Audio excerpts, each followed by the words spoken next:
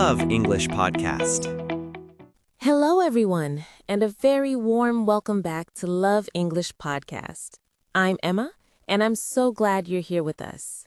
And I'm Leo. Hello, everyone.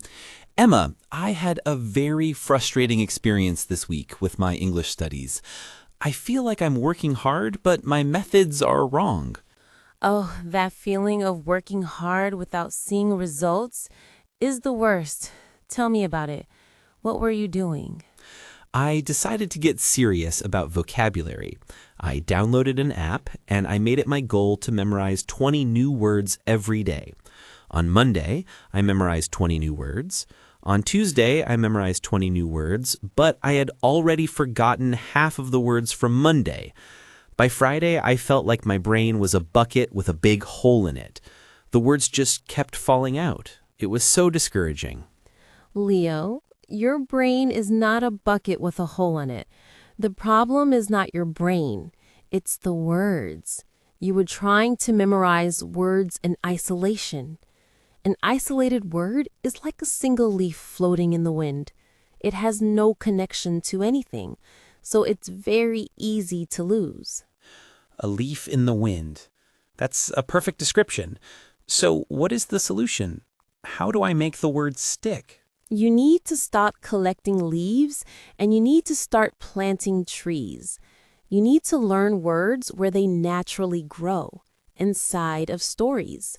Today, I want to talk about what I believe is the single most powerful, effective, and enjoyable method for learning a language, especially for beginners. And that is learning through stories. Learning through stories. I've heard about this before. It sounds nice, but does it really work? It sounds too fun to be a serious learning method. It sounds fun because our brains are designed to find it fun. For thousands of years, before we had books or schools, how did humans pass down knowledge, culture, and history? They told stories around the fire. Exactly. Our brains are literally wired to pay attention to, understand, and remember stories. A story is not just a fun distraction. It is the original learning technology. And it works for three very important reasons. The first and most powerful reason is a magic word: context. Context. I have heard that word a lot. What does it actually mean in language learning? Context is the world around the word. It's the situation, the other words in the sentence, the emotions, the pictures in your mind. When you learn a word from a list, like the word run, you just have the word. It's an empty leaf. But when you learn the word run in 3 different stories, it becomes a living thing. Can you give me an example? Of course.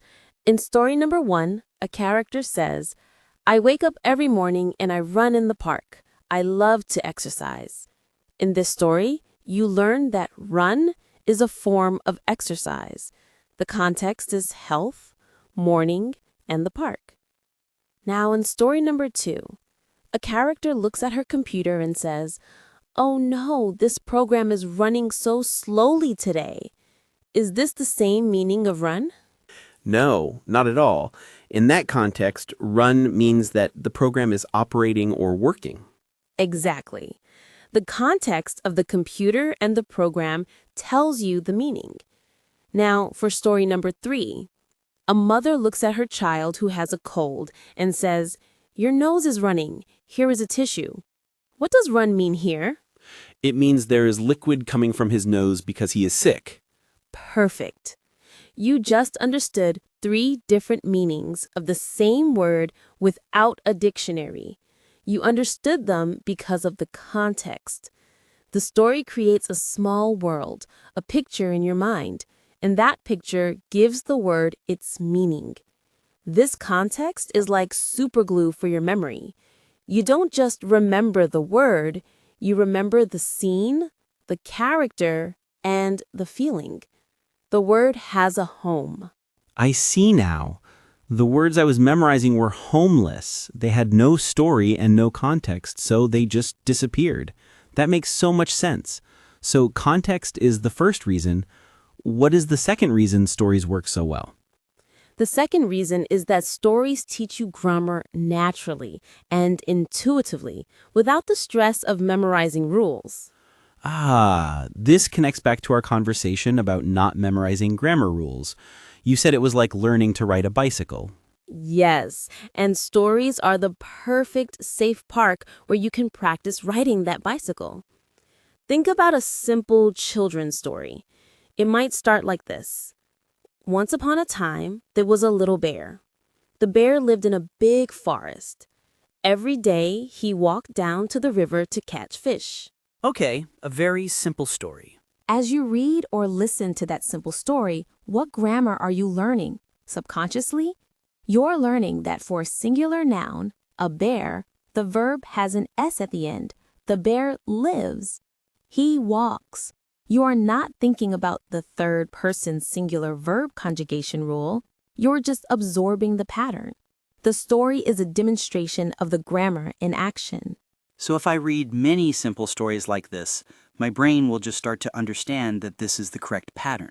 It's inevitable. Your brain can't help it. It is a pattern-finding machine. A story is a perfectly organized set of grammar patterns. If you want to learn the past tense, you read a story that happened in the past. The bear walked to the river. He saw a big fish. He tried to catch it. After hearing those past tense verbs over and over again in a meaningful story, they start to sound right to you. You develop an intuition for the grammar, which is much more powerful than a memorized rule. This is so much better than my grammar book. The book just gives me the rule. The story lets me see and feel the rule in a real situation. Okay, so stories give us context for vocabulary and a natural way to learn grammar. What is the third and final reason? The third reason is perhaps the most human one: emotion. A list of vocabulary words has no emotion. A grammar rule has no emotion. But a story? A story can make you feel happy, sad, excited, surprised, or curious. You care about the characters. You want to know what happens next. That is true. I remember stories from my childhood because I cared about them. But how does emotion help me learn English? Emotion is the secret ingredient for a strong memory. Our brains are not designed to remember boring things. We are designed to remember things that are important to our survival and our well-being. And emotions tell our brain what is important. When you feel an emotion while reading a story, your brain thinks, pay attention. This is important. And it strengthens the memory connections. You remember the words and phrases from the sad part of the story or the exciting part because they are linked to a feeling. So learning should be an emotional experience, not just a logical one.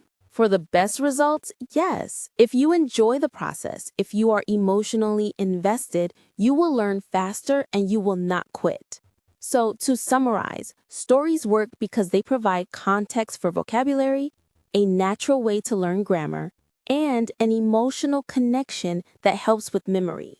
I am completely sold. I want to start learning this way, but how do I actually do it? Where do I find stories, and what is the best way to use them? That is the practical question. First, where to find them? For absolute beginners, the best place to start is with graded readers. These are books that are specifically written for different levels. You can also use children's stories or fairy tales that you already know in your own language.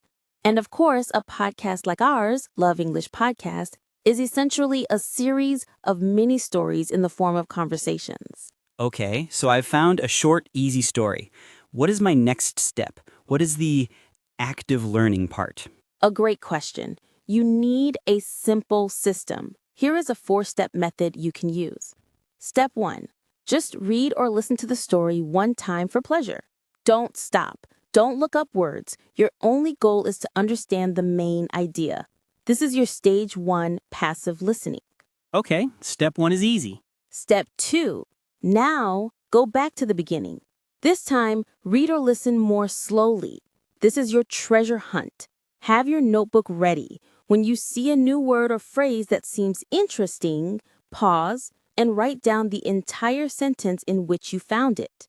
Do not just write the word, Why is it so important to write the whole sentence? because the sentence contains the context. The sentence is the home for that word. It shows you how the word is used.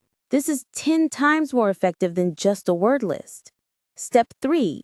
After you have your list of sentences, choose your top 3 favorite treasures. For these 3, you can now look them up in a dictionary to make sure you understand the meaning perfectly. So I'm not looking up every word, just the most interesting ones. Exactly.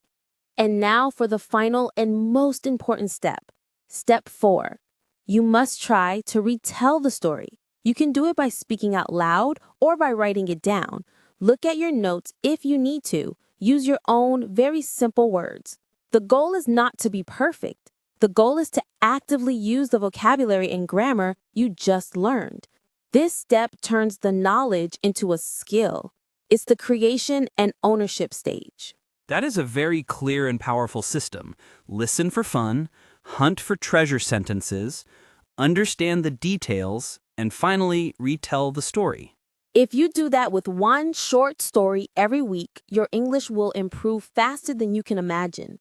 You will be learning in the way your brain was designed to learn. I am going to try it this week. I'm going to put away my vocabulary app and find a simple story. I feel so much more motivated now.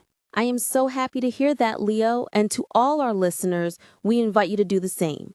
Find a story, not a list. Find an adventure, not a rule. You might discover that learning English is the best story of all. Thanks for listening to Love English Podcast. Remember, every minute you spend learning English is an investment in your future. Keep learning and see you in the next episode.